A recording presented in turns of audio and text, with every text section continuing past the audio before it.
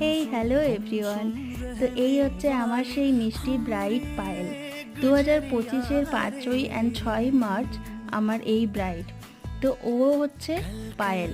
তো ওর বৃদ্ধি look and haldi look তোমরা এত পছন্দ করেছো, এত ভালোবাসা দিয়েছো। তো আজকে দেখো নিয়ে চলে এসেছি তোমাদের সামনে ওর ফাইনালি ব্রাইডাল লুক।